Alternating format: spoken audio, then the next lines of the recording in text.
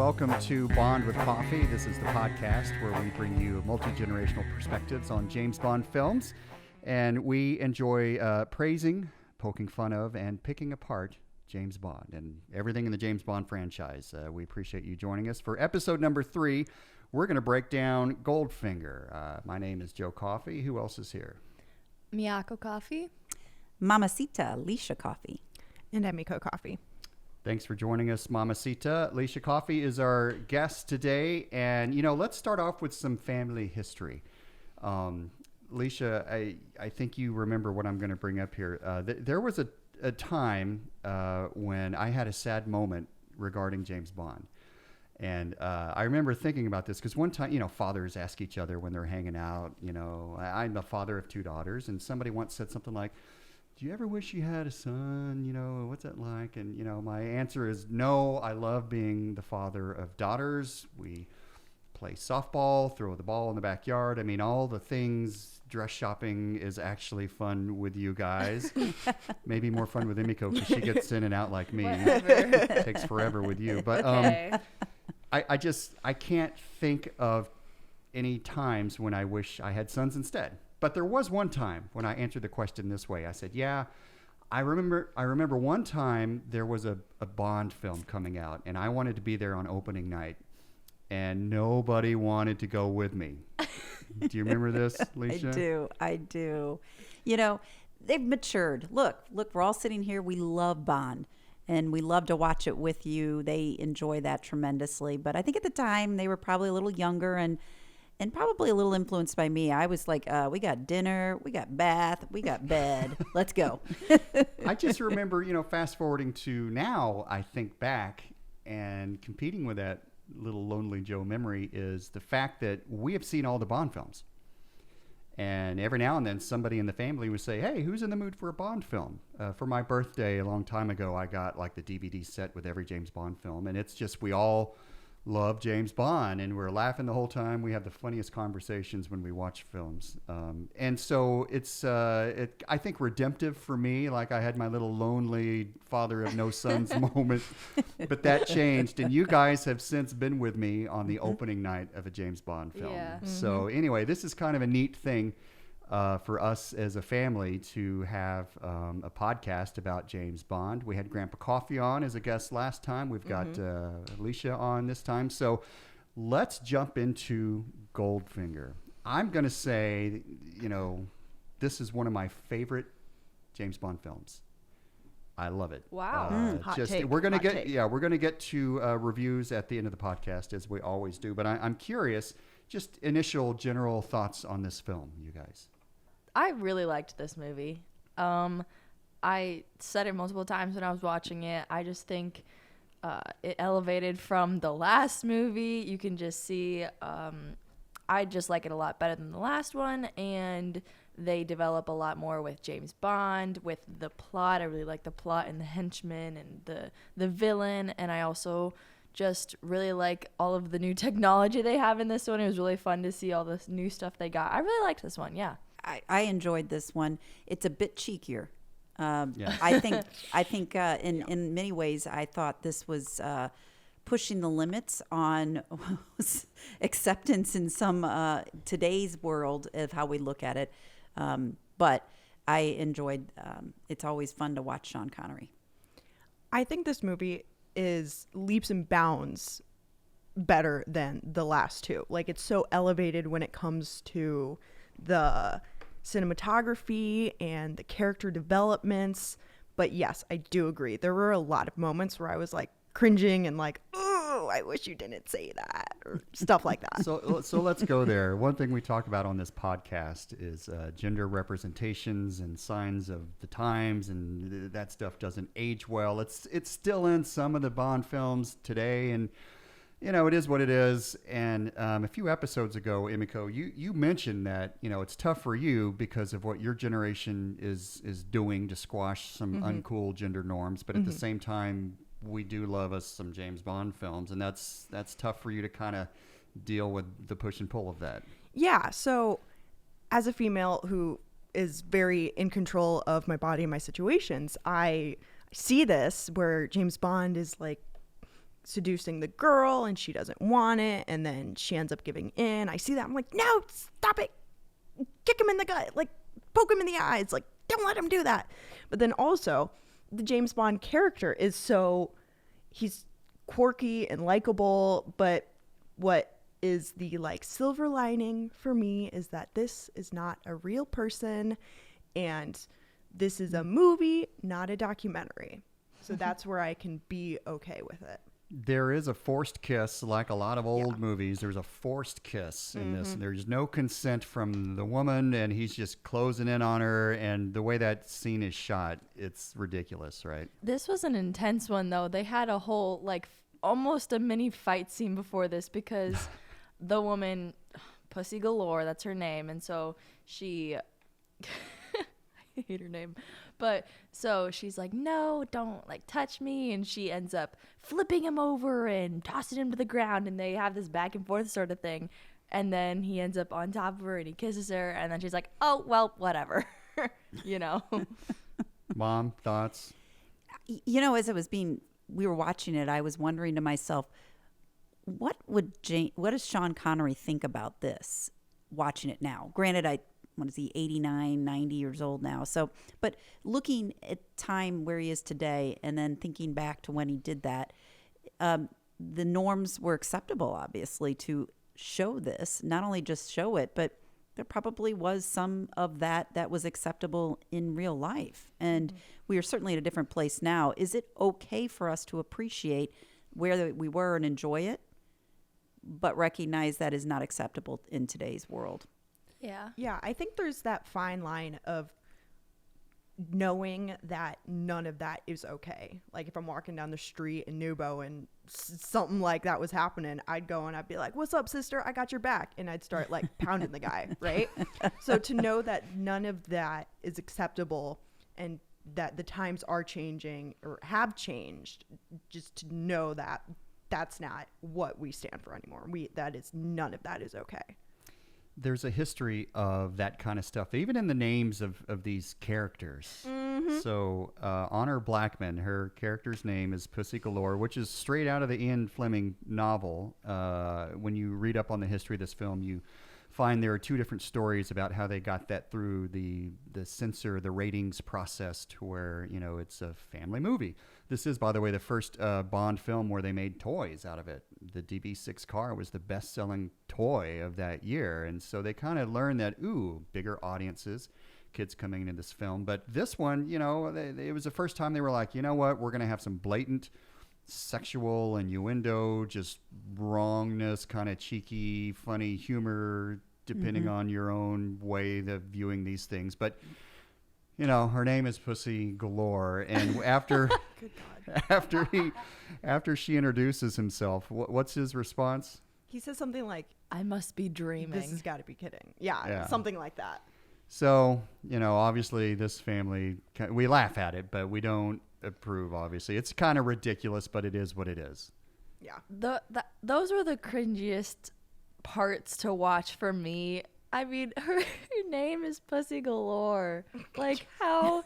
And then I think they made at least a dozen comments on her name throughout the movie. Just like, I mean, so she's a pilot, right? She's this super cool chick who learns how to fly like a plane and a jet, and she has her own crew of chicks. But they also named her, what was it, the big place where they put all the planes, they had like Pussy Galore's Air Show or something like that on the poster. Circus, yeah. Air Circus. And just all the things that they said, that was the worst part for me. I just couldn't.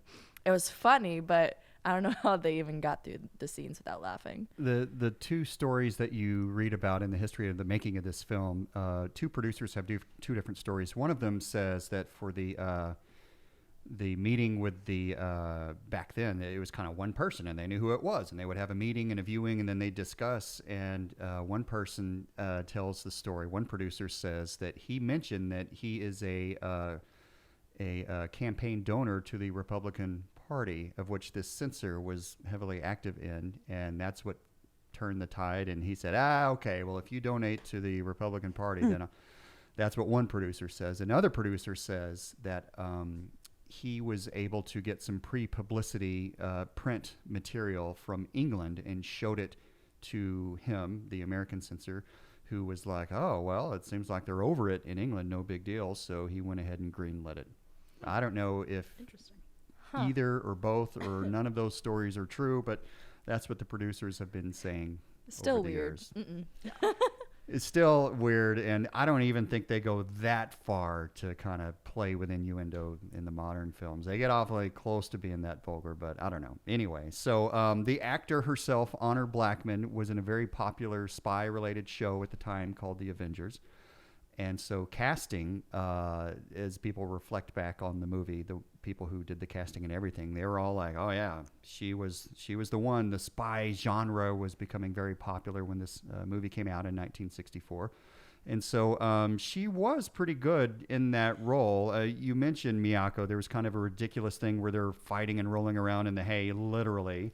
Yeah. and she's assertive, but she gives in, and so the Bond stuff is there, but I think she's pretty convincing. She apparently knew judo in real life and could actually fly a plane. Knowing, once you told us that she really knows how to fly planes and she really does know judo, you're like, oh, okay, yeah, that, like, because her acting and the way that she fought with Bond, you're like, oh shoot, she knows her stuff, which is really cool to see a Bond woman having more than just a pretty face, you know. Goldfinger is played by Gert Frobe, a German actor who, during casting, one of the producers kind of saw him play another role in a German film, and in that German film, he was a child molester and just creepy, and that's why the producer was like, "Oh, I got a guy. This guy can be creepy. We need a villain who's totally creepy. So bring in Gert." And we also got to see in the DVD extras screen tests with other actors, and they were bad. They were bad. They chose the right guy. Gert was the guy. He was definitely the guy. That's for sure. Yeah. So he did not speak English very well. The story goes that they oversold him. They said, "Oh yeah, he can speak English. Go to casting." So during his screen test, he spoke English very slow as a second language. And so even though they liked him for the creep factor, they were like, "Well, we're gonna have to dub your voice in anyway," which was fairly common with films even today because you can get closer to a better mic compared to a big room set mic. And so they're like, "We have to dub you in anyway." But because he spoke so slow, before every take, they had to coach him on the vocal to get the rhythm of the lips for dubbing later so that everything was just right. They went through all that trouble because he just looked the part. Well, and I think the cadence that he had even on screen, and even though it was off because he truly did struggle, it played into the part that he was playing of being this villain that you just never knew what was going to happen or come out of his mouth. So I don't believe that cadence was expected to add to it, but it did. There's a famous scene where James Bond is on this table and the laser is approaching him. He's about to rip him in half. In the book, it's a circular saw. But anyways, this laser is getting closer. James Bond says, "Goldfinger, do you expect me to talk?" And Goldfinger says, "No, I expect you to die." And just the delivery of his face in the moment, the screen on camera, as well as the voice actor who overdubbed him, everything came together so well. And you can see that same line delivered by the other actors in the screen tests and the DVD extras, and there's nothing there. So, yeah, Gert is the man. He does a good job in that role. This is the first film where we get to see an actual henchman. Yes. And I love this dude. This guy's awesome. All right, so tell me about Oddjob. Oddjob, he's this stout looking dude. He has no lines of the film besides just like conducting people around, but he's this really built guy, and his weapon of choice is his hat. A derby hat. He just flies it around like a frisbee, and it can cut a person's head off from like 30 feet away. Actually, a bowler hat. Yeah, the British bowler hat. Yeah. Yeah, I love him. He lasts until the very end of the movie when Bond fries him up.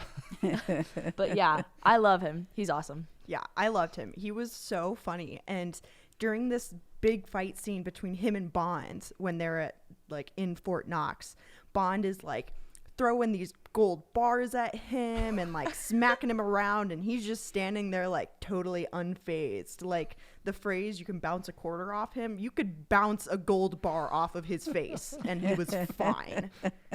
In the golf course scene, Bond hands him a golf ball, and then he doesn't say anything, but to intimidate him, he just crushes his golf ball in his hand.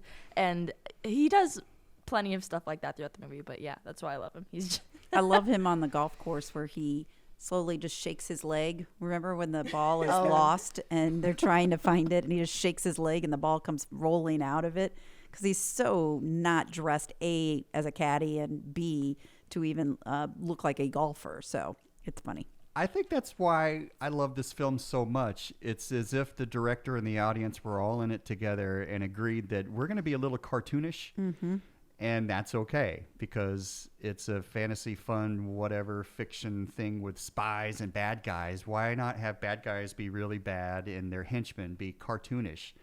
The actor's name is Harold Sakata, of Japanese descent, but he was born in Hawaii, and was actually an Olympic wrestler. No, an Olympic weightlifter. Mm-hmm. And he later became like a professional wrestler. And so he had a lot of personality. He apparently did a lot of TV commercials that had a recurring theme shtick. And so he would be walking around and people would do the shtick back at him. And he became pretty famous. But this was his first role. And you got to love it. He crushed it. Yeah, he totally crushed it. Not bad for a first-time actor. Mm-hmm. Yeah. Some other cast members to talk about. Jill Masterson. She is an accomplice to Goldfinger, but she double crosses him and pays the price. Epic. One of the most iconic death scenes probably of any of the Bond movies, where she's just covered in gold paint. And Bond, who had left the room to get the bottle the champagne, because the other one wasn't chilled enough, remember? The henchman took him down, and then when he comes to, she's covered there on the bed in gold. And actually, that's not true, though, is it? That you can die from that. I've read that it's not true. Like, so the science of the movie is Goldfinger is so obsessed with gold, everything he does is gold. So he kills her by painting her gold, and because the skin had no opening to breathe, she died. So I've read that's not, and they even explain that in the movie. Mm-hmm. James Bond explains to headquarters how she died, and because she was completely covered, she asphyxiated. It turns out scientifically that's not true, but to this day there are people walking the planet who, when they talk about Goldfinger, they're like, "Oh yeah, you know that really happens if you do." Not true. Not true. But Goldfinger's obsession with gold, I gotta say, I didn't come up with this. I heard somebody else say once that the best characters in Bond films are like the best Muppets. The ones who have an obsession are the best ones, right? Mm-hmm. So I'd agree. I would agree as well. Cookie Monster, you know, Oscar the Grouch, Yep. You know, the Goldfinger. This dude is obsessed with gold. Everything has to be gold. He's got the gold gun. He paints his females gold. His work is in gold. He smuggles gold. Like everything he does is gold. And even the little guys running around, the bad guys that do all the grunt work, they have gold sashes. Yes. Yeah, I love this villain. I think his plot is really, really good.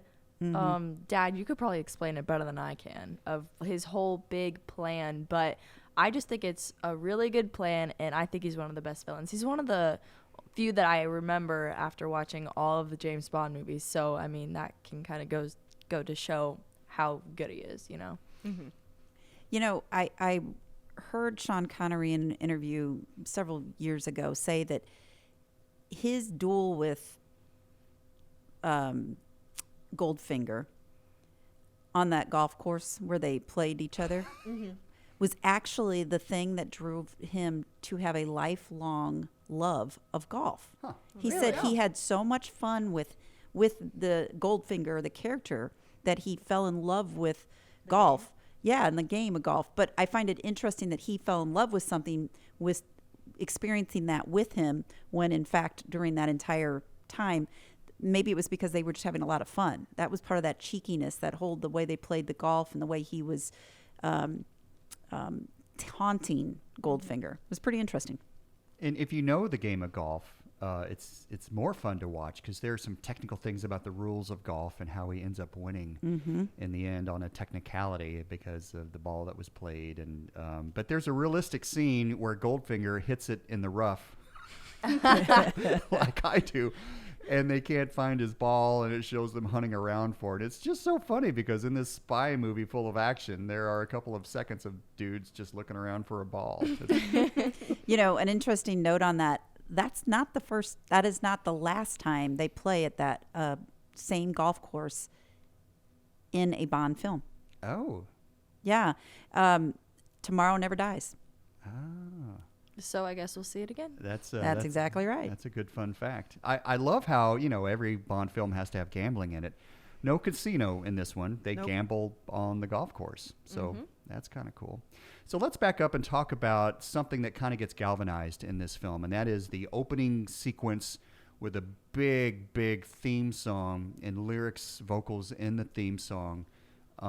It gets galvanized in this film, and it's, every film forward, there's a big, huge theme song. What did you guys think of Shirley Bassey and that classic theme song? It just made me so excited watching it and listening to it. The theme song of Goldfinger gets stuck in my head for weeks after I listen to it. I don't know why. Just something about it. It gets stuck in my head. But it's so good, and they have the girls in the background, and they've got projections on their bodies, and it just made me so excited because it made me think this is Bond, this is what you think of when you think of James Bond, and this is the first true opening theme song where you get to see that. So yeah, I thought it was interesting how they took that cheekiness and what you talked about earlier about how the movie itself really went to the end of the degree of saying, we're going to have fun, the henchman's going to be bigger than life, and all those things. The song was as well. Huge. Yes. And Goldfinger. Yeah, it really did play to that edge, and so it was one of those start to finish. They really did that. Mm-hmm. Yeah, when you're listening to the song, it's so loud. He's the man. Yeah, and it's exaggerated, and it really goes nicely with the character Goldfinger being so obsessed with gold. Mm-hmm. I love how, as vocalists and singing goes, she's not a technically on the point by the book singer with operatic whatever, but she's got this massive voice, and it cracks me up because it sounds I've never been in the kitchen with Diane Warwick getting into the chili before it's ready, but something tells me Shirley Bassey sings out. She's like, "Get out of the chili. It's not ready yet. He's the man with the mind." I mean, it's this character sounding thing, but it's massive. Yeah. I read that in the studio with John Barry, all the orchestra, they're watching it on the screen. It was already edited. And so he kind of scored it to the edit. And so as she sang and the orchestra played, they had to time it just right watching, and they had to watch John Barry. He's conducting them. And the director was in there too saying, no, do it again. When that one lyric hits, you need to be on this one lyric. The one shot on the screen, you got to time it better. And so Shirley Bassey gave interviews, and she explained how frustrating that was. And she finally just gave in. But the big note at the end, right at the very end of the opening version of the song, she couldn't hit the note. She was wearing some fancy bustier thing because they knew they were being photographed for it. So she goes to the bathroom, takes off the bustier, where she can breathe better and let everything hang out, and goes back to the thing, and she nails the note, hit it at the right moment, and that whole magic thing was kind of magic for the performers as they were cutting it at the same time. That's so cool. That's really neat. Kind of a neat story there. Mm-hmm. Yeah. And go ahead, Miyako. Out of all of the James Bond songs, this one and then Diamonds Are Forever, these are the two that just I remember the most, and they get stuck in my head, and I just love this one because the song itself is bigger than life, and then listening to it, it's just such a good opening for the Goldfinger because he's bigger than life, and then just watching the entire movie, it just fits and flows really well. Mm-hmm. Yeah. So they figured out that formula. Shirley Bassey, she can nail this stuff. So Diamonds Are Forever. And then she also sang one for Moonraker. So that's your that Bond makes sense. cocktail trivia, the 3 songs that Shirley Bassey sang. Other things about the beginning of the movie, they also galvanized a new thing that continues in many other films, and that is the opening sequence where the action doesn't really matter. It's almost like the cold open to a sitcom or something. There's a scene, and what happens in that scene, someone dies, where that doesn't really matter. It just sets the stage for action, and then the big theme intro comes in with the projected bodies and all that stuff. And as a viewer, it's kind of like, whoa, what's going on? Whoa, big song. Okay, and it's like, that's the formula, and they kept that up. So, it's neat to know that this is the film where they finally figured out the formula. I'd forgotten gotten that. right. And as we were watching it, I was like, shh. What? Wait a minute! I forgot what's going on. And then, they came back to the opening scene, or got past the opening sing to the song, and I was like, "Oh, that's right. That's how they do this." So I got sucked right in. Other things to talk about. Let's see, Q Branch. Oh, This is yay. the first So time we exciting. see Q Branch. Yay. Finally, we get into his Lair. laboratory where he's making all of the gadgets and testing them, and Bond comes in and he's just touching everything, and Q's kind of like no, stop touching that. And he shows Bond the new car, and Bond originally is like, what? And all of us are like, yes, the Aston Martin, it's finally here. The Aston Martin DB6. I think it's it's like the Aston Martin Mark III or something like that in the novels, but they got the DB6 for the movies, and it's stuck. How can you not love that car? You have to love it. It's amazing. It's so cool. It's iconic. And I'm not a car person. I know nothing about cars, but if I were to have any car in the world, it would be this car. This car is cool. I look forward to in every movie Q saying, "And can you please bring it back in one piece?" And obviously he Right. doesn't. Yeah. And Bond will crack some joke, and Q will say, I never joke about my work. Yes. Uh-huh. Yep. I read that this was the film where, in the introduction to Q Branch, as they were shooting it, Desmond Llewellyn, the actor, he wanted to change the script and get up and greet Bond when he came in the room, because he's so British, right? And he explained how, well, his level of being the spy, and we're the worker bees making this stuff. Of course, we would greet him and say hello and give him the tour. And the director was like, no. You guys need to have this adversarial relationship to where he's destroying your equipment, doesn't bring him back in good shape. So therefore, you feel like, oh, there he is again. And so on the spot, they rewrote a lot of dialogue and changed things. But Desmond Llewellyn picked up on it and played it perfectly. And from this point on, that's the way that relationship goes. And I think that works well. Yeah, absolutely. I look forward to their interactions in every movie. So I think that was clever of them to pull that out, and Llewellyn did a fantastic job of bringing that to life. Moneypenny. Aww. Oh, she's there. Yeah. She gets a little screen time. Yeah. Pretty typical kind of Moneypenny scene. Yeah, Bond tries to flirt with her, and she playfully flirts back. We do see a hat toss scene. Oh, Moneypenny yeah. is the one to actually throw the hat, and it lands on the stand. Then M, through the speaker microphone, is like, hey, knock it off. Yeah, Bond's I got love places that. to go. I love how he just immediately nips it in the bud, and Moneypenny's like, Thank goodness. oh. Right. Stop flirting at the workplace, dude. Like, that's literally just what I think of every time. Whatever. I can't. You're going to be a good employee one day. You will never run afoul with HR with the way you're going now. I hope not. I try not to be a moneypenny. Jeez. Any other general thoughts on this film? I feel like we've covered the big stuff. Plot is a good plot. Like, Very good. the value of gold goes up everywhere else if the U.S. Fort Knox mountain of gold becomes radioactive. I mean, that's genius. That's in the novel, but that's pretty cool. I loved that they added that aspect of it instead of we're just gonna steal gold and run away. They were like, no, we're gonna do something more. We're gonna make it radioactive, and we're gonna bust into Fort Knox. That made it so much better than just a bunch of minions running off with gold.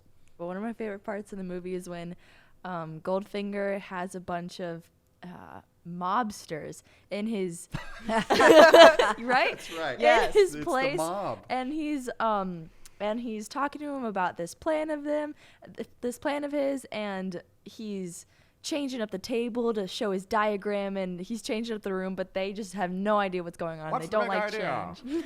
And their Where'd the lights accents are go? so funny. I love it. And like the floor moves at one point, and the dude's like, "What is this? A circus?" Or I don't know. Their accents were so funny. They were really just making So fun funny. of New Yorkers. It was hilarious. There is also a great wardrobe moment in this film. Anyone remember? No.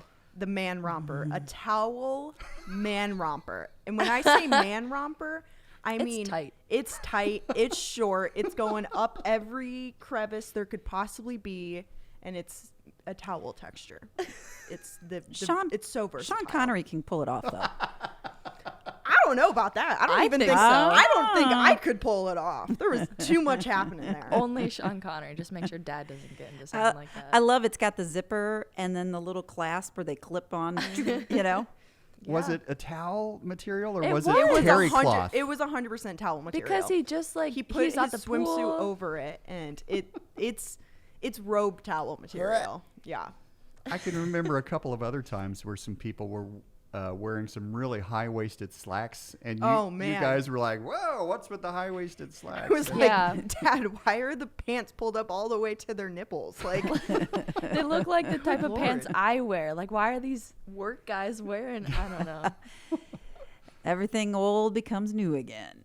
I Yeah. guess. And maybe that's a good place to leave it because this old film has a lot of great things that when they touch back on the DB6 makes an appearance in a later film. Some of the conventions that get forgotten that were in this one, when they reappear, everyone's like, "Yeah," you know. Mm-hmm. So let's go around the horn here on reviews. Who wants to go first? Final thoughts and review. Okay, let's see. If I could rate it, I'd probably give this one an 8.5. Yeah. Wow. Okay. wow, that's high. Yeah. I really liked this Okay. movie. Yeah. It made me laugh. It was kind of cringy at moments, but that still made me laugh. It was like an interesting plot. It just hooks you right in with all the gold. Yeah. I just really, really like it. Okay. I'd go 7. I follow your what you're throwing out there. I appreciate that they went after it, and they went after it hard, and from start to finish. They were like, we're gonna make fun of this. We're going to push the envelope, but we also know that we're pushing it in a humorous way. So I enjoyed it. I would give it a solid 8. I thought the growth from the last two, it was amazing. It was cinematically gorgeous compared to the other two. The plot was fantastic. Character development was amazing. So I'm going to have to give it an 8. Solid 8. Okay. I'm going to go 9.5. Wow. I'm a God. sucker for like the All old right. Connery stuff, and it's almost Inspector Gadget like. It's just so silly within itself, but at the same time fairly serious. There's a good plot. We actually see a Bond girl get like killed by a flying hat. You know, I mean, I'm a sucker for that stuff. So 9.5 Wow. for me. So Very good. all right, well. There you have it, Goldfinger, and we look forward to the next one, which is, I think, Thunderball, Yes, Thunderball. which is filmed almost entirely underwater. So our guest for the next episode will be my good buddy Chris Burgess, who was in the Navy. He was a sailor, so he can speak to a lot of the underwater stuff that we can't. So we look forward to that. As always, thanks a lot for watching. This is Bond with Coffee, and we will see you next time.